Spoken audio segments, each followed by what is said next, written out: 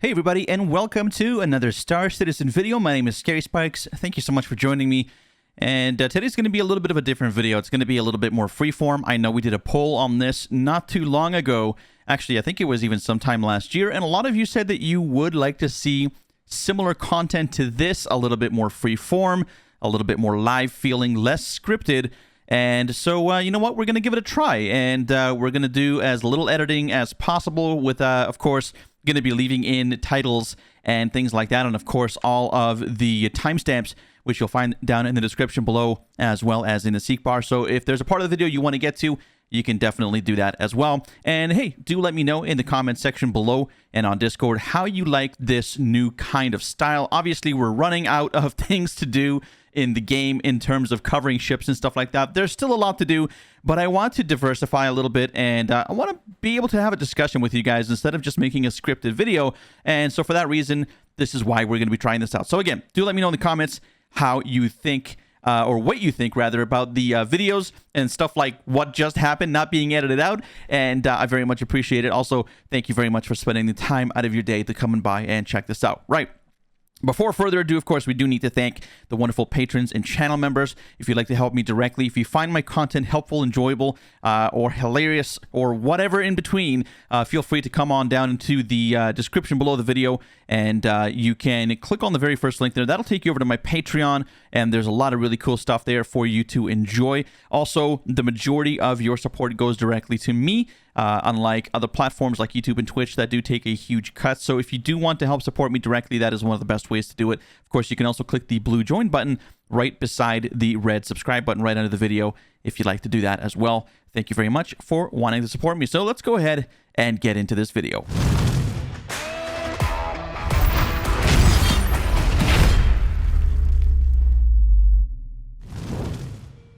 So as you probably know, and probably have seen in the intro there, we're going to be talking a little bit about Star Citizen Alpha 3.17.2. This dropped just, I would say, some point late last week.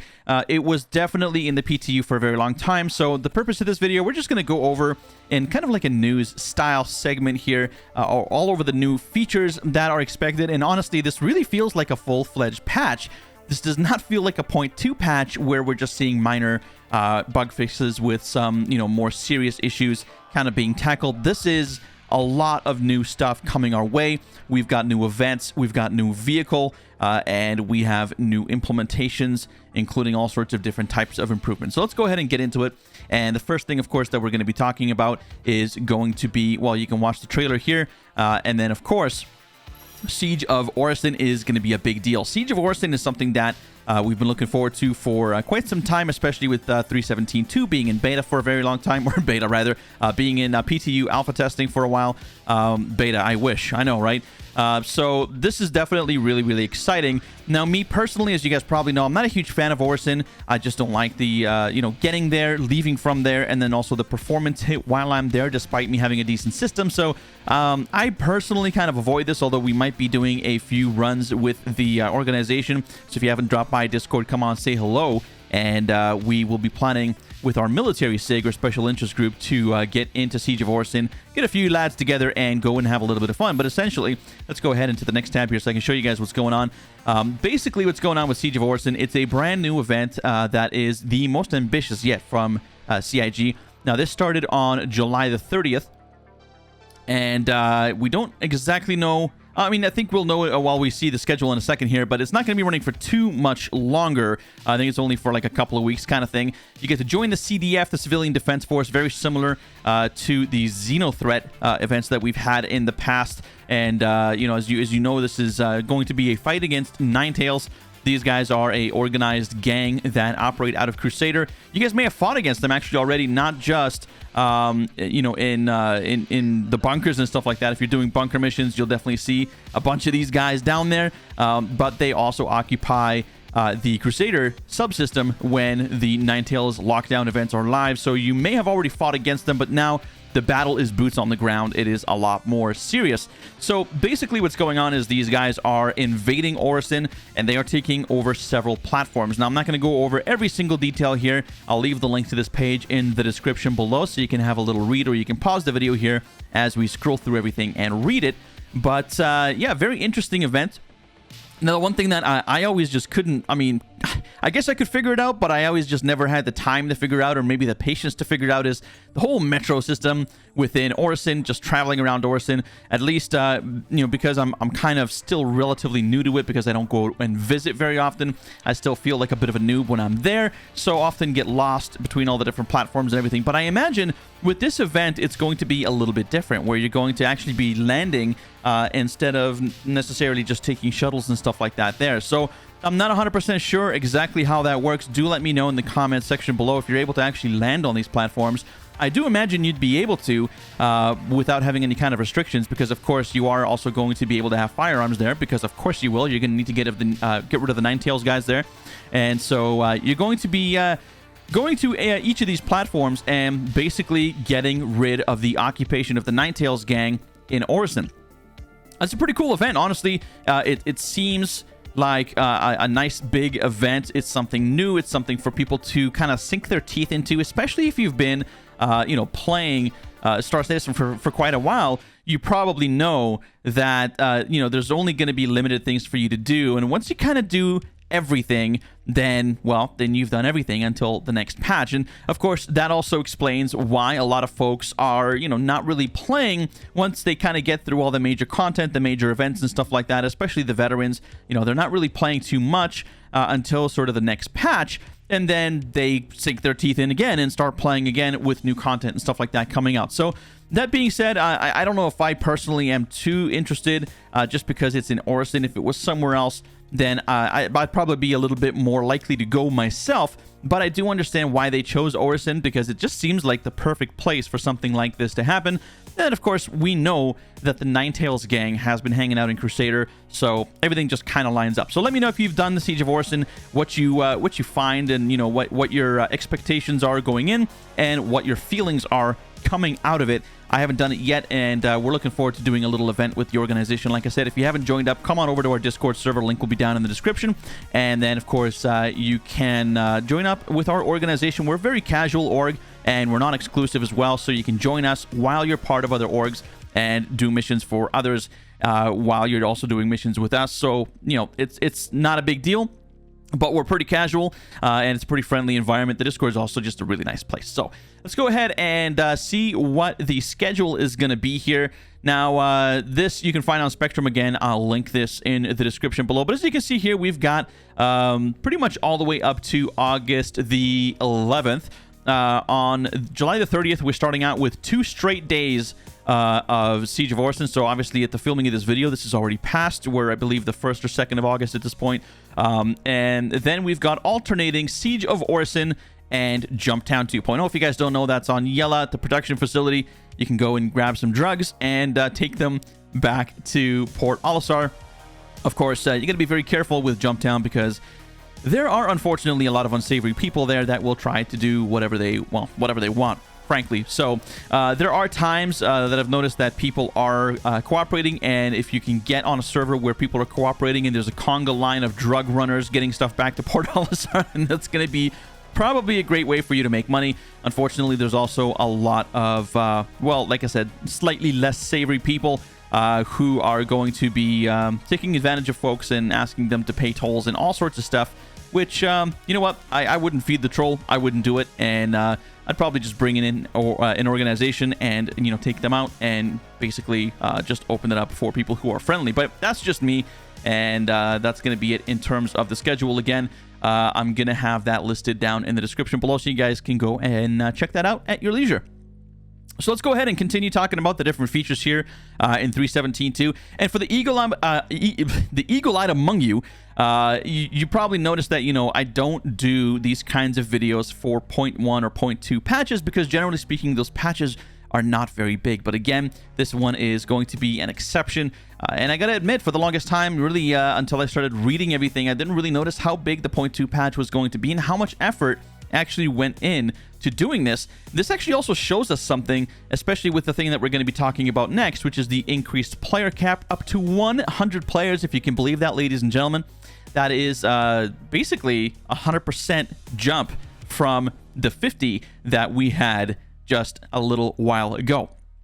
So what's going to be very interesting about this, and I really feel like because we're starting to see the population cap increase, what that's telling me is that there's a lot of work that is not only going into, but has already gone in to the public test universe with respect to technology and back-end tech that is going to be supporting this. So preparations for server meshing and things like that of that nature.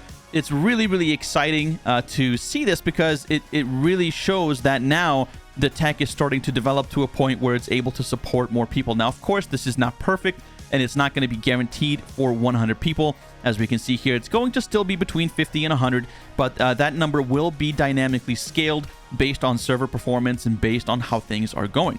Thankfully, and going back to Siege of Orison here, just for a second, I've been told by a lot of people who have gone through Siege of Orison here that they're really not experiencing too many issues. They are experiencing some bugs and some crash to desktop, but they're not really experiencing any 30Ks or other massive issues. And so that is also a nice thing to see, something that is going to definitely be a very positive thing for us to look forward to as more tech and more back-end stuff get deployed, which will allow us to, well, basically have a little bit more fun and also be able to introduce more complex things into the game. So very, very interested to see what's going to happen with that. Of course, CIG here with the video of the massive party on the Origin 890 jump.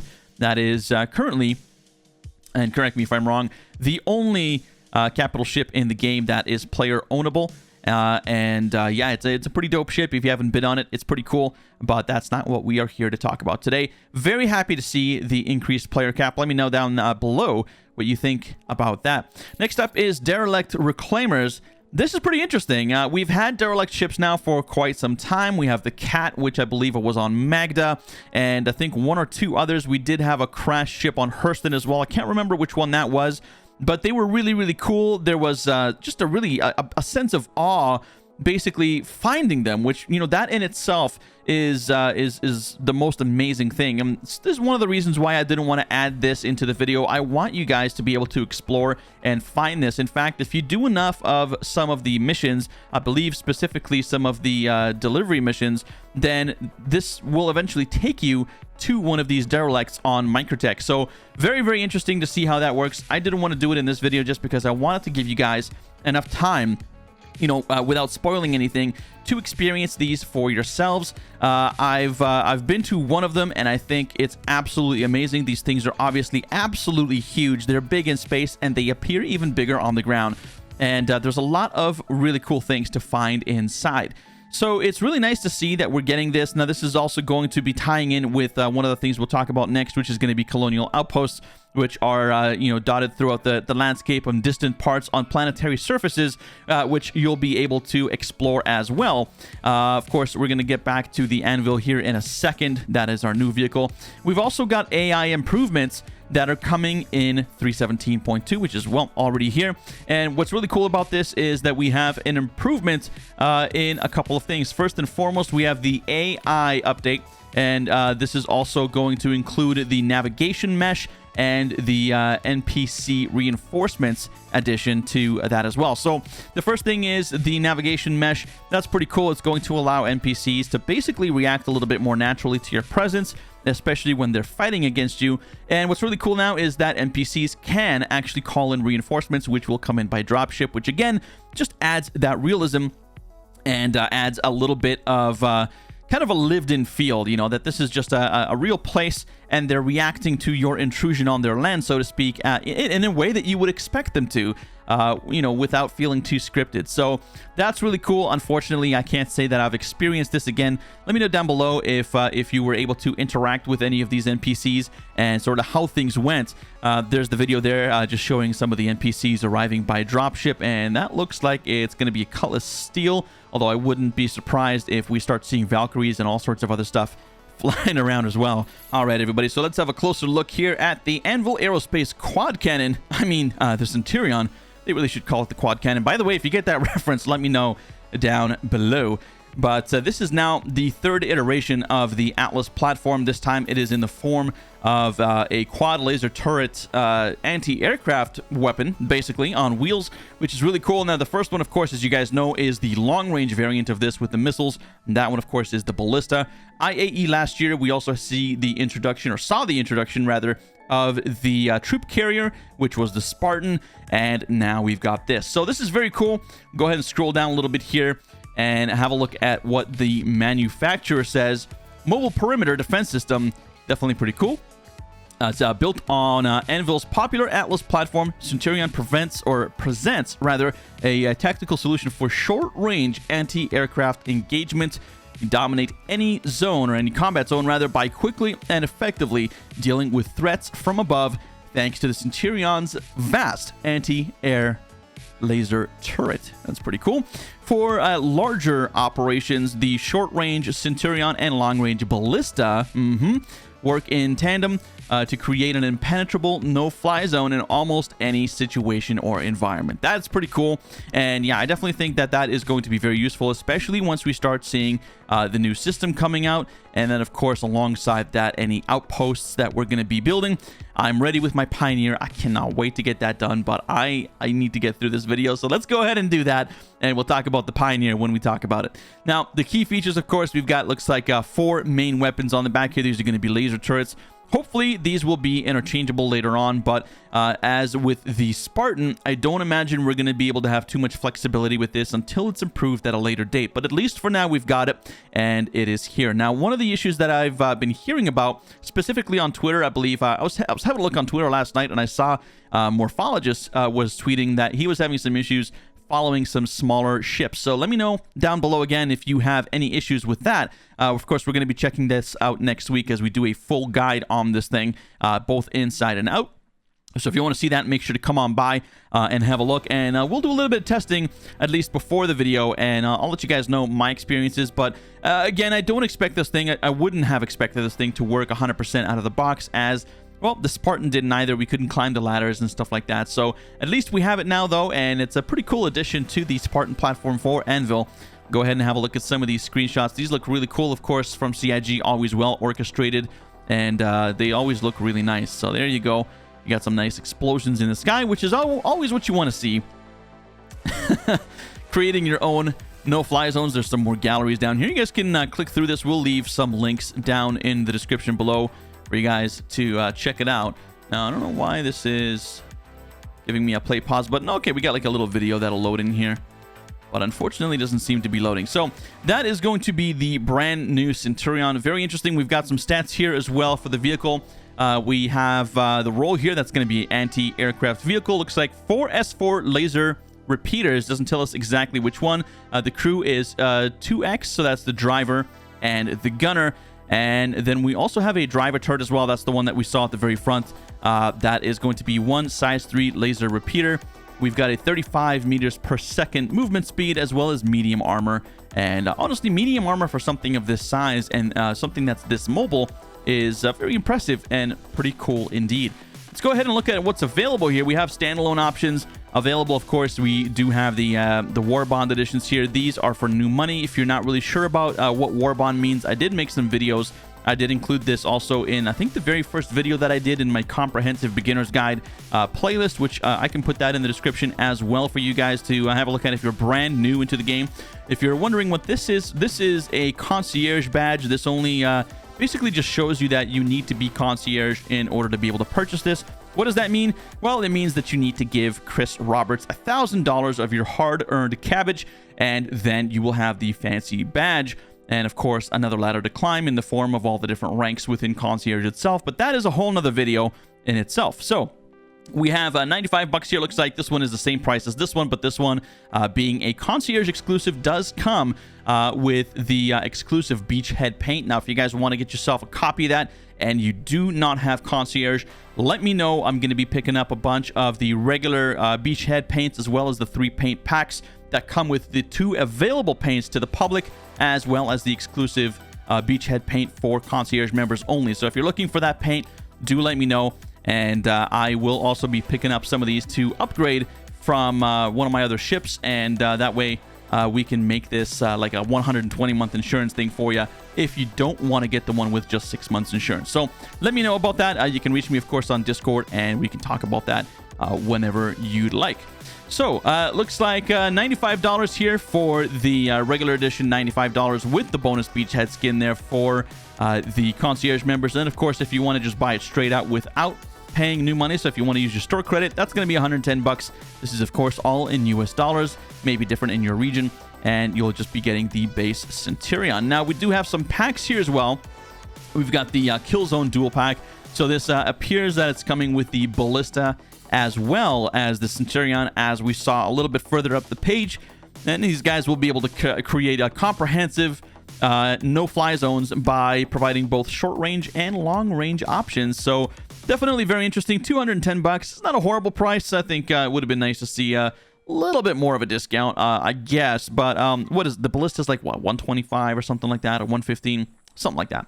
And then, of course, we also have the same pack here in non-war bonds. If you want to be using your store credits for that, that's going to be $235. Then, of course, we also have a ground militia pack. This is interesting. Let's go ahead and see what is in here. So let me see. We got the Centurion, we got the Spartan, you got the Ballista, you got the triple threat in there, which is nice. You've got the Nova tank, you've got the Cyclone TR, the Cyclone MT, and what do you guys think for insurance? 6 months? Lifetime insurance. Okay. All right. That's actually not bad. I was thinking maybe 6 or 12 months insurance. And you know, usually if it's over $1,000, anything on the pledge store, you're going to be seeing pretty much lifetime insurance guaranteed, especially since you can't trade anything to anybody that's over $1,000. But for $500, you're getting all of this and lifetime insurance as well. So that actually could be very well worth it if you if you want to be able to keep at least the Centurion and the Ballista, or the Centurion and the Spartan, or maybe all three of them, and then just like upgrade the Nova tank or one of the Cyclones to something else. All of those things that you upgrade to will also have LTI. So this is definitely looking at as a very attractive package, and hats off to CIG for making that LTI, because that was very something I was very much looking forward to, but not expecting at all. Of course, we also have some paints here. We've got the paint packs again, the 3 paint pack there for the concierge, and the 2 paint pack for everybody else. And that is just the way that she goes. So there you go. We got the single paints there as well if you're looking for that. And then you can also upgrade. There is, I believe, a special upgrade option available as well, a war bond upgrade that you can use new money to upgrade and end up saving a couple of bucks. So you create a little bit of value for yourself if you do want to upgrade that way. But anyway, that is gonna do it for the Ballista. Let's just go ahead and quickly, or rather the Centurion, I apologize. Let's go ahead and go through some of the rest of these. We've got Colonial Outposts, and I'm sure we'll be talking about these a little bit more in the future, but these seem very similar to that of, you know, the sort of the ships that we've been finding. What are they? The derelicts. That's what I was looking for. Very similar to the derelicts, of course. They're just going to be structures and stuff that have been long abandoned and left to explore. Now, keep in mind, you probably are going to run into enemies, so definitely keep that in mind, and definitely expect to run into enemies. I don't imagine that you will, but it's always good to keep in mind, especially with the new AI improvements. I'm going to be doing a little bit of bunker running as well as some of this. I'm not sure if the AI improvements are just for AI across the spectrum, or if they're only for the AI that are at these outposts here, but definitely worth checking out. So I'll report to you guys next time we have a video like this, or maybe we'll talk about it in the Discord about what my experiences are. All right, the next thing is illegal delivery missions. This is something that a lot of people have been looking forward to for a long time. I'm personally not a criminal player. I like to follow the law. I like to just do my space trucking and kind of keep clear of everybody else and do my thing and enjoy the game that way. However, you know, there are people that do want to get into the criminal underworld and, you know, be a drug runner or whatever. And, you know, if you don't want to do that, then now you have another option, which is illegal delivery missions. Now, we're having some issues loading this video here, but I'll probably end up putting it up on screen for you in full screen mode there. But illegal delivery missions, very cool. Now this is going to open up a whole new path for you to explore a new sort of playstyle that differs, of course, quite a lot from the regular delivery missions. Hopefully they'll be paying a little bit more, but again, that's something I haven't discovered on my own yet, just because, again, I'm personally not really sort of I'm a law-abiding citizen, for lack of better words, so I don't like to play as a criminal. But if you guys have done that in in the game so far in this current patch, do let me know down below how you found these missions, how you found the progress, how you found moving through reputation and stuff like that, and whether it's something that you enjoyed. I'd definitely be looking forward to reading that. All right, we've got some enhanced combat assist beacons as well. This is going to be an update for the AI combat assist beacons. So when you get one of those things flashing across your screen that's saying, hey, I need help, and in deep space somewhere, this is what that is. So there's going to be a greater variety and a little bit more challenge depending on the situation. It'd be very interesting to see how this actually evolves with the reputation system, and I could see how this could evolve to the point where if you have a reputation with a particular faction, that it's going to basically change who you fight against. Or maybe if it doesn't do that, then it might change the difficulty, considering that, hey, you might be a very experienced bounty hunter, and they could end up, generating more people for you to fight against as a result of you having climbed the ranks with the bounty hunter guild or whatever. So this would definitely be interesting to see how that works together with the combat assist beacons. But this is another thing, again, that I'm going to be trying and giving you guys my opinion on. We're going to be talking about that in the Discord. And again, do let me know what you think about it if you've had a chance to explore them yourself. Now, finally, we have the Prepare to Fight Back. So we've got some ships that are currently on sale. And as far as I'm sure a lot of you guys know, when something's on sale, it doesn't mean it's discounted. It means that you have the distinct honor and privilege of being able to purchase it for a limited time. So there's some ship deals going on. We've got the Ares Inferno as well as the Ion back. We've got the Buccaneer that's on sale. We've also got the Pisces. The Pisces is always available, so it's kind of weird that they have that there. The Cyclone MT, that's pretty much available in game as well for pretty cheap. The Hammerhead, though, if you're interested, is also available, and that is going to be very interesting, especially in the Siege of Orison. We click on this will take us over to this page here, and again, I'll show you all sorts of stuff that you can pick up here. There is the A2 Hercules as well that is there. I'm not sure why this website is giving me trouble, although I imagine that more than likely it's probably from a lot of demand, or maybe they're having some issues on the back end, giggity. But there's quite a lot available here. And there's also Jump Down happening as well, so something to keep in mind. But I hope that you guys enjoy this video, and I hope that you enjoy the sort of more freestyle nature of it. It's definitely a bit different than what I usually do. Make sure to stay tuned next week for the Centurion review. We're going to be going over that, the inside and the outside, of course, also taking a look at all the details that come with it. So make sure to come on back for that. But in the meantime, guys, I'll leave you with this. I appreciate you watching my videos and all of the feedback. I apologize about last week's video, or lack thereof. I was just going through some difficult times mentally, and I just needed to step away for a little bit. So I appreciate you guys understanding that. Again, if you'd like to help support what I do, it really does mean the world to me, building a Patreon of a sort of user base, because on YouTube and on Twitch, which I'm not currently streaming on Twitch, but on YouTube and Twitch, I'm not getting as much of your love as I'm sure you're expecting to go directly to me, whereas on Patreon, I'm getting pretty much the majority of it, and you're getting some really awesome perks. You've got Discord access and all sorts of goodies there that you can take a look at. So if you really enjoy my content, or if you'd just like to help me out in a more direct way, you can do so through Patreon, and please accept my thanks in advance for doing that. Of course, you can also come on by our wonderful Discord community. We got some really nice people here, and it's a great, chill, casual place to just chat, play games, and have a good time. So we'll see you there, and hopefully in the next video. Thanks for watching, everybody.